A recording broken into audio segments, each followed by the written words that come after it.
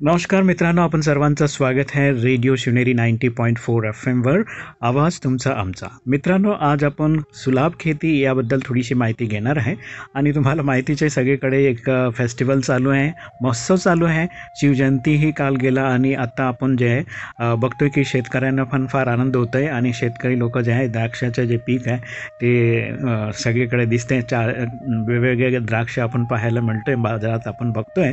तर निश्चित शेतीमध्ये जे द्राक्ष आहे त्याचा एक इम्पॉर्टन्स रोल आहे आता.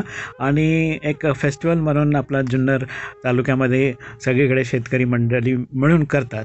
आणि त्याच्यामध्ये एक ठिकाणी आत्ता जे आहे ओम आणि भुजपाल सर या दोघांचा एक संवाद होणार आहे. आता त्या संवाद आपण ऐकूया. आपण ऐकत आहेत रेडिओ शिवनेरी 90.4 FM आवाज तुमचा आमचा. नमस्कार मंडळींनो, आजपर्यंत आपण आयुष्यात अनेक महोत्सव होताना पाहिले आहेत, पण गेले 2 दिवस या आगळ्या वेगळ्या या द्राक्ष महोत्सवाचं खूप कौतुक आपण ऐकत आहोत. सर्वत्र अगदी उत्साहाचं वातावरण आहे. विविध द्राक्षांचे स्टॉल सजलेले दिसत आहेत. सगळं आनंदी वातावरण आहे. आणि योगायोगाने द्राक्ष तज्ज्ञ डॉक्टर भुजबळ समोरून येताना दिसत आहेत. चला तर या निमित्तानं थोड्याशा गप्पा आपण त्यांच्याबरोबर मारूयात. डॉक्टर साहेब, आपलं रेडिओ नारायणगावतर्फे खूप खूप स्वागत आहे. आम्हाला थोडंसं असं जाणून घ्यायला आवडेल की आपल्या भागामध्ये द्राक्ष ही आली कुठून मुळात आणि कशी? छान प्रश्न आहे. आज आपण जे बघतो इकडे तिकडे बघा, किती सुंदर सुंदर द्राक्ष दिसत आहेत. आजूबाजूला जर बघितलं तर खूप छान हे मळे बहरून आलेले आहेत. पण एक बातमी तुम्हाला किंवा एक माहिती तुम्हाला मी सांगतो, ही द्राक्ष आज इथं जरी असली तरी ही मूळची काही इथली नाहीत, ही बाहेरून आलेली आहेत. आपल्या सगळ्यांना सर्वसाधारणपणे असं माहीत आहे की द्राक्ष म्हटलं का नाशिक. अच्छा. पण नाशिकला जी द्राक्ष आली ती साधारणपणे 100 वर्षापूर्वी, म्हणजे 1920च्या सुमाराला, 20 ते 25च्या सुमाराला द्राक्ष तिथं आली. पण जुन्नर भागामध्ये द्राक्ष आली 300 वर्षापूर्वी, की ज्या वेळेला इथे शहाजी राजांचं ही जागिरी होती इथे आणि ती निजामाची कारकीर्द होती त्यावेळेला. तर त्यावेळेला द्राक्ष इथं आली आहे. मोठं एक उत्सुकतापूर्वक किंवा एक याच्यामध्ये फार अर्थ आहे. तर ही द्राक्ष कोणी आणली? तर हे जे शहाजी राजे होते, महाराजांचे वडील, आणि ते नेहमी स्वारीवर असायचे त्यांच्या कारकिर्दीमध्ये. आणि अशा जे एका याच्यामध्ये त्यांनी ह्या द्राक्षाची महती त्यांनी ऐकली. आणि त्यावेळेला जिजाऊ ही शिवनेरी किल्ल्यावर होती. आणि एकदा असेच शहाजीराजे आले आणि जिजाऊ त्यांना म्हणाले, का हो तुम्ही एवढे फिरता आणि हे करता, मग ती द्राक्षे मला खावीशी वाटतात. त्यावेळेला त्यांना त्याचे डोहाळे, शिवाजी महाराजांचे डोहाळे लागलेले होते आणि त्यांना द्राक्षे खावीशी वाटले. आणि मग शहाजीराजाने तिकडे स्वारीवर असताना हैदराबादच्या बाजूने एक द्राक्षाच्या काही वेली आणल्या आणि त्याची लागवड इथे केली. आणि ती द्राक्षाची जात वेगळी होती, त्याला हापशी म्हणायचे. कारण हापशी नावाच्या माणसाने त्याची सुरुवातीला लागवड कशी करायची किंवा कसं करायचं याची माहिती दिली, म्हणून त्या जातीचं नावच हापशी असं पडलं. आणि आज आपण बघू, शिवनेरी किल्ल्यावरून जर आपण पूर्वेच्या दिशेला बघितलं तर इथे हापूस बाग नावाचं एक ठिकाण आहे, मळा आहे. तर ते हापूस बाग हे हापशीचं अपभ्रंश रूप आहे. कारण तिथे पहिल्यांदा इथे द्राक्ष लागली गेली आणि अशा रीतीने मग सुरुवातीला जी द्राक्ष लागली आणि त्याच्यानंतर मग हळूहळू इतर जाती आल्या. खूपच छान, खूपच छान. म्हणजे पहा, जसा राजांचा इतिहास मोठा रंजक होता, तसाच हा द्राक्षाचा इतिहासही मोठा रंजक वाटतो. नाही श्रोत्यांना काय वाटतं? पण डॉक्टर साहेब, मला एक सांगा की ही द्राक्ष आली खरी, पण ही जुन्नरच्याच प्रेमात अधिक पडली, याच्या मागे काही विशेष कारण आहे? हो हो हो, आहे ना विशेष कारण. आता द्राक्ष जुन्नरच्या प्रेमात पडली का जुन्नर द्राक्षाच्या प्रेमात पडलं, हे दोन्ही बरोबरच आहे. कारण द्राक्ष इथं आली आणि ती इथल्या भूमीमध्ये रुजली. याला कारण असं आहे की इथलं हवामान. इथलं हवामान हे फार सुंदर आहे, आल्हाददायक आहे. आणि मूळचं द्राक्षाचं जे ठिकाण आहे त्या ठिकाणचं हवामान जसं आहे तशा प्रकारचं हवामान मिळतं जुळतं. अगदी एक्झॅक्टली सांगता बरोबर नाही, परंतु बरंचसं ते मिळतं जुळतं. म्हणजे कसं, इथे फार ऊन नाही किंवा फार थंडी पण नाही, पाऊस मोजक्या पिरियडमध्ये पडतो. आणि हे हवामानाचं जे आहे तर इथे अशा हवामानामध्ये द्राक्ष चांगल्या रीतीने वाढतात, चांगल्या रीतीने पोचतात आणि मजूर तयार होतात. आता आता दुसरं कारण असं आहे की इथली जमीन, माती, इथं बघा तुम्ही, ही जमीन उताराची आहे, थोडीशी तांबूस रंगाची आहे आणि याच्यामध्ये चुनखडीचं प्रमाण कमी आहे. आणि अशाच जमिनीमध्ये द्राक्ष चांगली होतात. आणि तिसरा एक बाब असा आहे की इथले कष्टाळू शेतकरी, जिज्ञासू शेतकरी असे अनेक ह्या भूमीमध्ये होऊन गेले आणि आजही आहेत की ह्या द्राक्ष पिकाला ते फार जीव लावतात आणि कष्ट करून बुद्धीने, हे काम नुसतं कष्टाचं नव्हे तर हे बुद्धीचं आणि कष्टाचं दोन्ही काम आहे. आणि हा मिलाप इथं चाललेला आहे आणि म्हणून इथं द्राक्ष बागा बहरल्या आहेत. खूपच छान. डॉक्टर साहेब, मगाशी तुम्ही असं म्हणालात की हापशी या नावावरून याची सुरुवात झाली, पण आत्ता बाजारात जर बघितलं तर विविध प्रकारच्या द्राक्षाच्या जाती आढळतात. तर श्रोत्यांना तुम्ही याविषयी काही अधिक माहिती देऊ शकाल का? अगदी बरोबर, अगदी बरोबर. फार छान प्रश्न आहे हा. कारण बघा, हापशीने सुरुवात झाली आणि ती हापशी जात अशी होती का साधारणपणे काळ्या रंगाची होते आणि लांब सडक अशी तिची मणी असायची, आपल्या हाताची बोटं जशी असतात लांब तशी. म्हणून तिला काही ठिकाणी गोस्तनी असं म्हणायचं, कारण गायीची जे सडं असतात तशा त्याला आकार होता, म्हणून त्याला स्थानिक गोस्तनी असं म्हणायचं. तर ह्या सगळ्या याच्यामध्ये की द्राक्षामध्ये बी असायचं, 2-2, 3-3 बिया असायच्या त्यावेळेला. आणि सगळी द्राक्ष लहान मोठी असायची, सगळी एकसारखी नसायची. मग याच्यात काही सुधारणा होत गेल्यानंतर पुण्याला गणेश किंड संशोधन केंद्र आहे, ॲग्रिकल्चर कॉलेज आहे. आणि मग अशा संशोधनातून, विद्यापीठातून आणि इथली जिज्ञासू आणि उत्सुक शेतकऱ्यांनी मग हळूहळू नवीन नवीन जाती लावायला आरंभ केला. तर त्यावेळेला डॉक्टर चिमा, म्हणजे जवळजवळ साधारणपणे 100-1 वर्षापूर्वी डॉक्टर चिमानी याच्यामध्ये पुढाकार घेऊन नवीन जाती कशा निर्माण करता येतात. आणि मग चिमासाहेबी, रावसाहेबी अशा अनेक जाती त्यावेळेला निर्माण झाल्या. म्हणजे इथे तर जाती निर्माण झाल्याच, पण याशिवाय परदेशातूनही काही जातींचं आगमन त्यावेळेला झालं. आता आजकाल जी लोकप्रिय जात जी आहे तर तिला म्हणतात थॉम्सन सीडलेस. तर ही थॉम्सन सीडलेस म्हणजे बिनबियाची द्राक्ष फार अप्रूप वाटायचं. द्राक्षामध्ये बी नाही आणि मग ही झाली कशी, बिनबियाची द्राक्ष आली कशी, कुठून आली, कधी आली. तर हे मोठं मनोरंजक आहे. तर साधारणपणे अलीकडच्या काळात 1900 म्हणजे स्वातंत्र्यानंतर 1950 त्या मधल्या 2-3 वर्षाच्या काळामध्ये अनेक जाती द्राक्षाच्या परदेशातून आणल्या गेल्या आणि त्याच्यामध्ये थॉम्सन सीडलेस ही एक त्याच्यामध्ये जात होती. मग ह्या जातीवरती लोकांना ती आवडली, पण काय होतं की त्याचं उत्पादन फारच कमी असायचं आणि घडे कमी लागायचे. हां, म्हणजे जसं एखादं नवविवाहित मुलगी असते आणि ती जर लग्न होऊन नवीन घरी गेली तर तिला तिथे रुजायला वेळ लागतो, तिथल्या वातावरणाशी समरस व्हायला वेळ लागतो.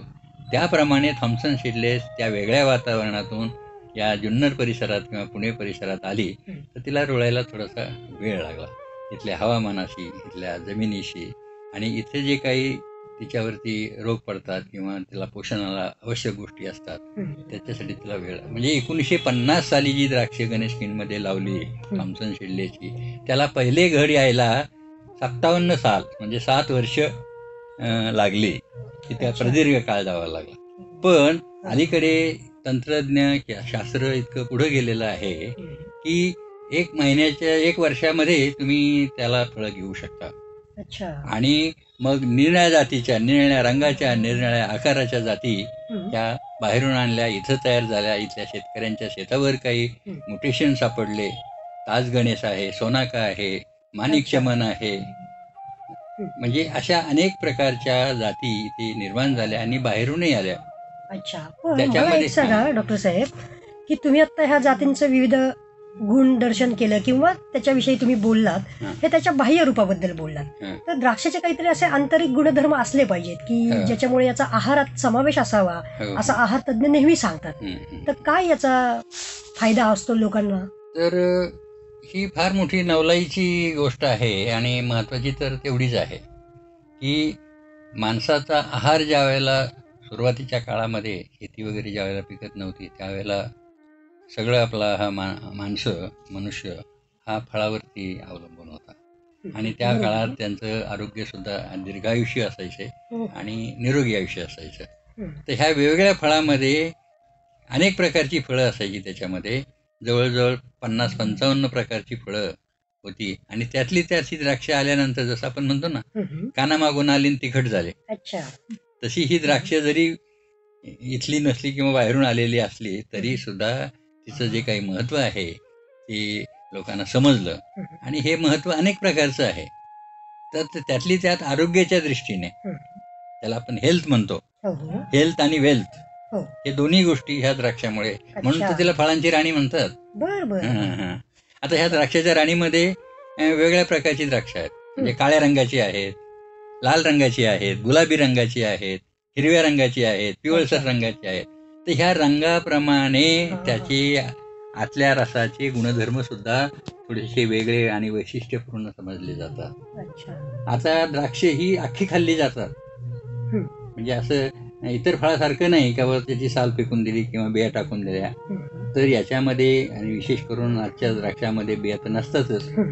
परंतु साली सगट ती खाल्ली जातात आणि त्यातला जो रस आहे किंवा जो गर आहे हं. तो फार महत्त्वाचा समजला जातो. हं. आणि आपल्या शरीरामध्ये, मानवी शरीरामध्ये जे पंचेंद्रिय आहेत, म्हणजे पचन संस्था आहे, रक्ताभिसरण संस्था आहे, हो, हो, हो. तुमची ही बुद्धी किंवा मेंदूची मज्जारज्जू आहे, हो. म्हणजे ह्या ज्या काही 5 संस्था आपण म्हणतो शरीराच्या याच्यासाठी, हा. तर ह्या पाचीही या शारीरिक संस्थेवरती द्राक्षाचे सुपरिणाम झालेले आहेत. याच्यामध्ये जगभर याचे फार मोठ्या प्रमाणात संशोधन झालेलं आहे. आज असं आपल्याला अभिमानाने सांगता येईल हं. की जगामध्ये जेवढी फळं आहेत आणि जेवढं त्याच्यावरती संशोधन होतं आणि जेवढं त्याच्या खाली क्षेत्र आहे त्याच्यामध्ये द्राक्ष ही नंबर 1. त्याचं अच्छा. क्षेत्रही मोठं, जाती हजारोने जाती आहेत. हं. याच्यापासून रस निघतो, एक प्रकारचं विशेष करून मद्य तयार होतं, मनुका, बेदाणे, किशमिश, हं. हे सगळे जे काही प्रकार आहेत हं. हे सगळे द्राक्षापासून तयार होतात. आणि यातलं ह्या पाची संस्थामुळे रक्ताभिसरणाची जी क्रिया आहे किंवा रक्त लालसर हिमोग्लोबिनचं प्रमाण त्याच्यामध्ये, आणि आपल्याला माहिती आहे की विशेष करून ह्या जुन्नर किंवा घाट परिसरामध्ये मातीमध्ये लोहाचं प्रमाण जास्त आहे. आणि आजकाल आपण बघतो की लोहाची डिफिशियन्सी, हो. कमतरता हं. ही बहुतेक अधिक आपल्याला आहे. आढळून येते. तर द्राक्षामध्ये म्हणजे लोह हा. आणि रक्त लाल भडक होण्यासाठी आणि ते प्रवाही राहण्यासाठी त्याच्यामध्ये जे काही अमिनो ॲसिड्स आहे किंवा त्याचे जे रासायनिक गुणधर्म आहेत तर हे फार चांगले आहेत, प्रभावी आहेत. दुसरी गोष्ट म्हणजे पचन संस्था. हा. पचन संस्था तर बऱ्याच वेळेला ही द्राक्ष म्हणजे तहान आणि भूक दोन्ही भागवतात. अच्छा. काही फळं पण उदाहरणार्थ संत्रा, हं. हं. तहान लागली किंवा घशाला कोरड पडली तर माणूस काय म्हणतो, चला आता हो. लिंबू सरबत पिऊया. बरोबर. पण हं. द्राक्षाचं सरबत अच्छा. हे सुद्धा फार प्रभावी आणि आपल्या शरीराला पोषक असं समजलं जातं. म्हणजे तहान भागवण्याची हं. हं. आणि भूक भागवण्याची, हं. म्हणजे त्यातला जो गर आहे आणि त्याच्यामध्ये जे वेगळे कर्ब आहे, फॅटचं प्रमाण कमी आहे, म्हणून अशा आहारामध्ये ज्याला आपण नैसर्गिक आहार म्हणतो. आपल्याला माहिती आहे पुण्याजवळ उरळी कांचन आहे आणि उरळी कांचनला तिथे एक निसर्ग आश्रम पण आहे. तर ह्या निसर्ग आश्रमामध्ये अनेक वर्ष ह्या द्राक्षावरती म्हणजे आहाराच्या दृष्टीने हं. त्याचा प्रयोगाने वापर करण्यात आला. आपल्याला माहिती आहे की जे साधारणपणे बैठे काम करणारे जी मंडळी असते, विशेष करून या गुजरातीमधल्या किंवा यांच्या बैठं काम करणाऱ्या महिला आहेत, यांच्या तब्येती वारंवार बिघडतात, वेगवेगळ्या खांद्याचे आजार होतात किंवा थोडीशी जाडी वाढते, वजन वाढतं. तर अशा या विकारावरती किंवा विकृतीवरती द्राक्ष हे रामबाण समजलं जातं. तर अच्छा. इंग्लंडमध्ये एक MBBS आणि वर MD डिग्री घेतलेली एक लेडी, आता अच्छा. त्याचं नाव मला आठवत नाही, हम्म. परंतु त्या महिला डॉक्टरने तिला स्वतःला कॅन्सर झाला होता अच्छा. आणि तिने मग ही द्राक्ष खायला सुरुवात केली. कुठेतरी तिने वाचलं. बर. आणि विशेष करून हे ज्ञान जे आहे हे हम्म. जरी पश्चिमेकडून आपल्याकडे आलं असलं पण हे आपल्याकडून तिकडे गेलेलं होतं. अच्छा. म्हणजे पूर्वी जे होत्या चरक संहिता किंवा ह्या ज्या संहिता होत्या आरोग्याच्या दृष्टीने किंवा वैद्यकीय शास्त्रामध्ये जे सांगितलं आहे ते आपल्याकडचं ज्ञान तिकडे गेलं आणि तिकडून परत आपल्याकडे आलं. आणि मग त्याच्यावरती प्रयोग करताना असे अनेक तिने प्रयोग केले. मग नुसती द्राक्षे खायची, मग रस खायचा, बेदाणे खायचे वगैरे वगैरे, असं करून तिच्या 3 वर्षामध्ये तिचा कॅन्सर पूर्णपणे बरा झाला. अशा अनेक विकारावरती ही बहुगुणी द्राक्ष हे आहेत. आणि खूपच छान, खूपच छान. खरोखरच द्राक्षाचे डॉक्टर तुम्हाला का म्हणतात हे तुमच्या आज माहितीवरनं लक्षात आलं. अतिशय सुंदर माहिती डॉक्टर तुम्ही आता आम्हाला दिली. पण ह्याचबरोबर एक थोडीशी अशी शंका बरेच जण बोलून दाखवतात की अलीकडे ह्या द्राक्षावरती खूप औषधं फवारली जातात की जी आरोग्याच्या दृष्टीने हानिकारक आहेत. तर अशी ही द्राक्ष खाताना आम्ही लोकांनी काय काळजी घ्यायला हवी हेही थोडंसं तुम्ही मार्गदर्शन आम्हाला करावं. छान. आता बघा, ही द्राक्ष जी आहेत ही द्राक्ष खायला छान आहेत, दिसायला छान आहेत हो. आणि विकत घ्यायला पण छान आहेत. हो ना. आपल्या सर्वसामान्य माणूस म्हणतो महागाई झाली, सगळीच महागाई झाली, द्राक्ष महाग झाली, हो. आंबे पण, सगळीच फळं महाग झाले. हम्म. पण तुलनात्मक जर आपण विचार केला हम्म. तर खाण्यायोग्य भागाची किंमतचा जर विचार केला तर द्राक्षे ही सगळ्यात स्वस्त आहेत. कारण 1 किलो द्राक्ष घेतले हो. तर तुम्ही 990 ग्रॅम स्वाहा खाऊ शकता. बरोबर. इतर फळांच्या बाबतीत तसं नाही. तसं. पपईचा 40%च खातो, आंबा 45% खातो, हम्म. हम्म. फणस, अननस बरोबर. मध्ये पुष्कळचा भाग वाया जातो. तसं वाया काहीही जात नाही. हम्म. ही त्याचं पहिलं पहिलं. वैशिष्ट्य आहे. दुसरं वैशिष्ट्य याचं असं आहे की या द्राक्षामुळे, जसं आता मी मगाशी सांगितलं की याचे अनेक याच्यामध्ये फायदे आहेत आणि त्याचे गुणधर्मही चांगले आहेत. पण काय होतं की अलीकडे हवामानामध्ये पुष्कळ बदल होतात. अवेळी पाऊस पडतो. आता गेल्या सीझनमध्ये आपण बघितलं, अचानक थंडी येते, अचानक धुकं पसरतं, ढगाळ हवामान होतं. आणि असं ह्या बदलत्या हवामानामुळे अर्थातच द्राक्षवेलीवर सुद्धा परिणाम होतो. आणि या काळामध्ये जर द्राक्षावरती घड असतील, फळं असतील तर ते अधिक त्रासदायक होतं. आता यापासून वाचायचं कसं? म्हणजे हातातोंडाशी आलेली द्राक्ष ही जर आपल्याला वाचवायची असतील तर काही गोष्टी आपल्याला कराव्या लागतात. आणि त्याच्यामधला एक आवश्यक भाग म्हणजे त्याच्यावरती वेगवेगळी औषधं, वेगवेगळी रसायनं फवारावी लागतात. आता याच्यामध्ये की जसं रोग आला, कीड आली किंवा हवामान बिघडलं तर आपण त्याच्यावरती कीटकनाशकं आणि बुरशीनाशकं वापर करतो. आता शेतकरी कसा आहे, शेतकरी थोडा अडाणी आहे. म्हणजे तो प्रिकॉशनरी काळजी घेत नाही की बाबा उद्या काय होणार आहे ना, आज त्याची तब्येत केली. पण एकदा रोग आल्यानंतर मग तो सरसावतो आणि रोग जाण्यासाठी किंवा कीड हटवण्यासाठी तो मग एकामागून एक वेगवेगळी औषधं जास्त प्रमाणामध्ये मारतो. आणि जरुरीपेक्षा जर जास्त प्रमाणामध्ये औषधं फवारली गेली तर त्याचे परिणाम हे त्या फळामध्ये उतरतात. आता वैशिष्ट्य असं आहे की काही अवशेष त्या औषधाचे हे वरवर असतात, वरून दिसतात, डाग दिसतात. पण काही जी औषधं आहेत त्याचे अंश आतमध्ये रसातही जातात. हा, त्यामुळं आतल्या रसातले हे जे काही विष आहे हे काढणं, कारण ओळखताच येत नाही, समजत नाही बाहेर, त्याच्यासाठी काही काळजी घ्यावी लागते. आणि वरून जे औषधं आपण मारतो त्याचे जे डाग असतात ते धुवून काढणं हे शक्य होतं. आता याच्यामध्ये आता जे सांगितलं मी 2 प्रकारची औषधं जी असतात त्याच्यामध्ये, तर ती घेताना किंवा द्राक्ष घेताना जर आपण थोडंसं जागरूक राहायला पाहिजे. जसं फळ घेताना ते कच्चं नसावं, रोगट नसावं. आता ह्या गोष्टी वरून दिसतात. मग द्राक्ष घेताना काय करायला पाहिजे की सगळ्या घडामध्ये सगळा घड एकसारखा दिसला पाहिजे. कारण लहान मोठी द्राक्ष असतील तर कच्ची द्राक्ष ही जास्त त्याच्यामध्ये विष टाकलेलं असतं. पिकलेल्या द्राक्षामध्ये बुरशी वाढलेली असते. म्हणजे अशा प्रकारचं म्हणजे घेतानाच आपण काळजी अशी घ्यायची का ओव्हर राईपही नाही घ्यायचं आणि कच्ची द्राक्ष नाही घ्यायची. दुसरी गोष्ट घेताना अशी करायची की घडाच्या वरून आणि खालपर्यंत जर ती द्राक्ष एकसारखी पिकलेली पाहिजेत, म्हणजे मग हे विषारी अंश जे आहेत हे त्याच्यामध्ये कमी प्रमाणात असतात त्याच्यामध्ये. आणि आपण काय करू, शेवटच्या टोकाला जर एखादा मणी आपण खाल्ला तो आणि तो जर आपल्याला चवदार वाटला तर वरचे मणी चांगलेच आहेत असं समजायचं. म्हणून घेताना नमुना चाखून बघताना तुम्ही नेहमी शेंड्याकडच्या भागातला एक मणी चाखून पहा. आणि सोपं आहे, हे काही फार अवघड गोष्ट आहे असं नाही. आणि मग एकदा तुम्ही द्राक्ष आणल्यानंतर शक्यतो वेगवेगळ्या प्रकारची द्राक्ष तुम्ही घ्या. म्हणजे नुसतीच काळ्या रंगाची, लाल रंगाची, हिरव्या रंगाची अशी न घेता, समजा 1 किलो द्राक्ष घ्यायची तुम्हाला, त्याच्यामध्ये 1-3-4 घड येतात, तर मग एक काळा रंगाचा घ्या, एक लाल रंगाचा घ्या, म्हणजे त्याच्यामध्ये जी विविधता असते. आणि एकदा तुम्ही घेतल्यानंतर ती तुम्ही 3 वेळेला धुवून घ्यायची. म्हणजे एका धुण्यामध्ये किंवा असं गडबडीमध्ये घाईघाईने नुसती विसळून काढली किंवा बुडून काढली त्याच्यावरनं ते डाग जाणार नाही. तर आणलेली द्राक्ष साधारणपणे मिठाच्या द्रावणामध्ये साधारणपणे एक अर्धा तास तरी ती ठेवायची. आणि मग ती चांगली घुसळणाची देठाला धरून काढायची आणि स्वच्छ ताज्या पाण्यामध्ये ती परत विसळून घ्यायची. आणि मग ते पाणी निथळल्यानंतर मग ती खायला वापरायची. अशी जर काळजी आपण घेतली तर ह्याच्यापासून बराचसा धोका कमी होऊ शकतो, धोका आपण टाळू शकतो.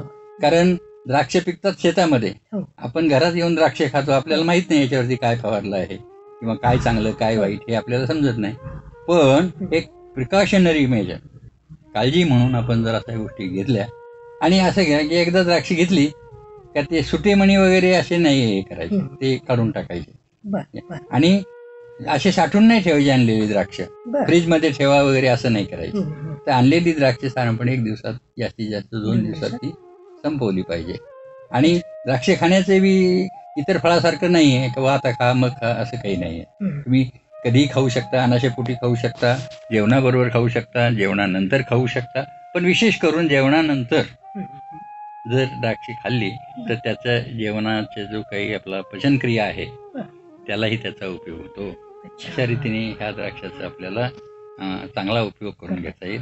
तर भरपूर द्राक्ष खा, मजा करा, सुखी राहा, आनंदी राहा.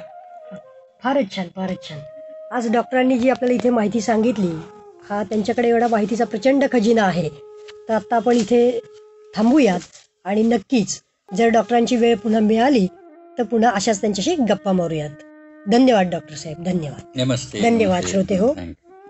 नमस्कार मित्रांनो, आता आपण ऐकलं की द्राक्षांचं कसं पीक घेता येतो आहे आणि द्राक्ष म्हणजे काय, द्राक्षांनी कसं आपल्याला लाभ घेता येईल, या सगळ्या गोष्टी तुम्ही थोडं ऐकल्यात. निश्चित तुम्हाला आनंद वाटत असेल आणि कुठेतरी असं मनात एक जिज्ञासा उत्पन्न झाला असेल की बाई अजून थोडी माहिती. हो, माहितीचा खजाना आपल्याबरोबर आहे डॉक्टर भुजपाल, त्यांच्याशी आपण घेणार आहे. परंतु हा योग आता इथं संपतो आहे, परंतु असं नाही की पूर्णपणे संपतो आहे. आपण परत एक एपिसोडमध्ये ओम आणि भुजपाल सरांचा परत एक माहिती, याच्यापेक्षा जास्ती माहिती कसं मिळेल, कसं आपण जास्तीत जास्त कमवता येईल आणि आपला सुलभ खेती कसं करता येईल, कमी खर्चात आपण शेतकरी बंधू चांगले पीक लोकांना कसं देता येईल, या सगळ्या गोष्टींची माहिती आपण करून घेणार आहे. तर तुम्ही ऐकत राहा रेडिओ शिवनेरी 90.4 FM, आवाज तुमचा आमचा. श्रीमंती ही वाऱ्यावर उडून जाते, कायम टिकणारी गोष्ट एकच, ती म्हणजे व्यक्तिमत्व. आपण ऐकत आहात रेडिओ शिवनेरी 90.4 FM, आवाज तुमचा आमचा.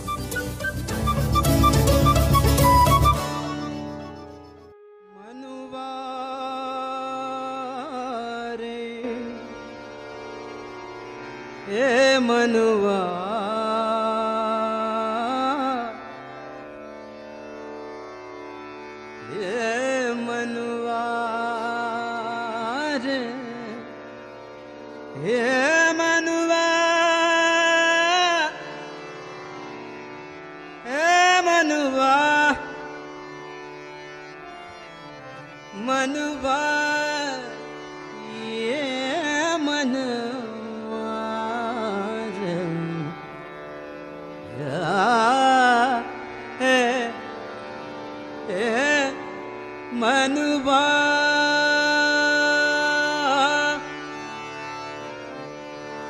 मनवा खेती करो हरि नाम की, मनवा खेती करो हरि नाम की, मनवा खेती करो हरि नाम की, मनवा खेती करो हरि नाम की, मनवा खेती करो हरि नाम की, मनवा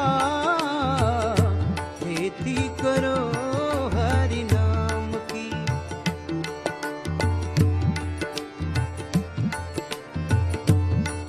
मनवा खेती करो हरि नाम की। पैसा न लागे रुपया न लागे, पैसा न लागे रुपया न लागे, ना लागे कवड़ी दमड़ी, ना लागे कवड़ी दमड़ी। बोलो राम राम राम, बोलो श्याम श्याम श्याम, बोलो राम राम राम, बोलो श्याम श्याम श्याम, बोलो राम राम राम, बोलो श्याम श्याम श्याम, बोलो राम राम राम, बोलो श्याम श्याम श्याम, बोलो राम राम राम, बोलो श्याम श्याम श्याम, बोलो राम राम राम, बोलो श्याम श्याम श्याम। मनवा मनवा खेती करो हरि नाम की, मनवा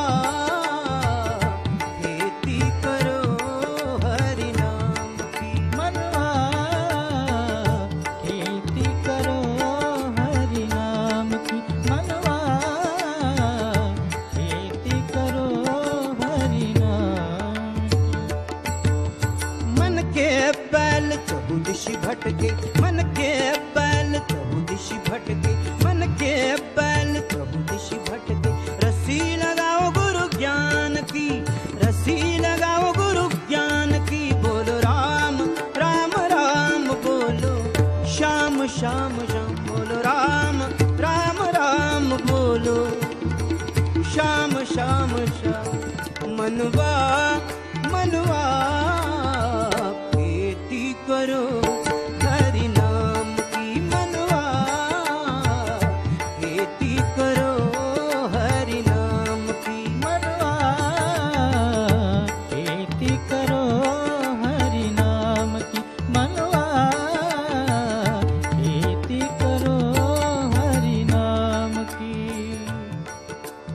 कहत कबीरा, कहत कबीरा सुन भाई साधो, कहत कबीरा सुन भाई साधो, कहत कबीरा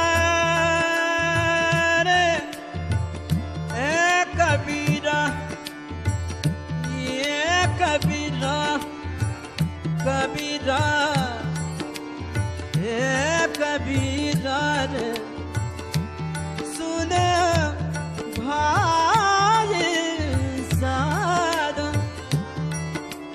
कहत कबीरा सुन भाई साधो, कहत कबीरा सुन भाई साधो, कहत कबीरा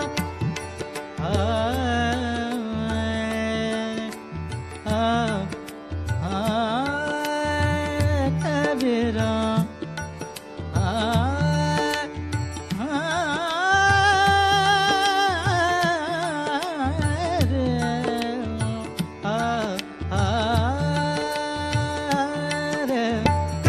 कबीरा सुन भाई साधो, कबीरा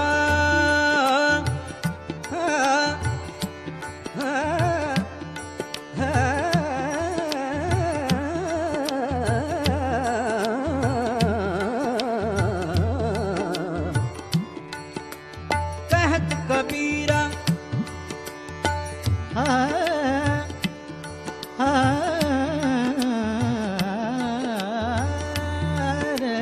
कहत कबीरा सुन भाई साधो, कबीरा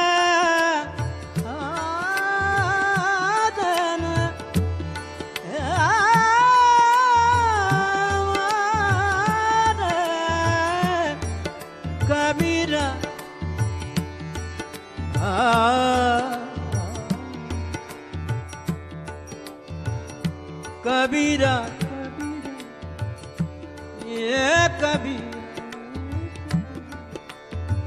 कबीरा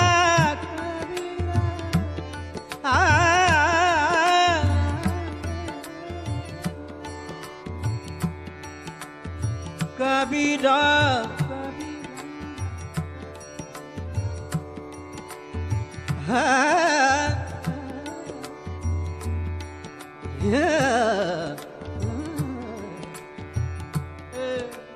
कहत कबीरा सुन भाई साधो, कहत कबीरा सुन भाई साधो, कहत कबीरा सुन भाई साधो। भक्ति करो हरि हर की, भक्ति करो हरि हर की, बोलो राम राम राम, बोलो श्याम श्याम श्याम, बोलो राम राम राम, बोलो श्याम श्याम श्याम। मनवा मनवा खेती करो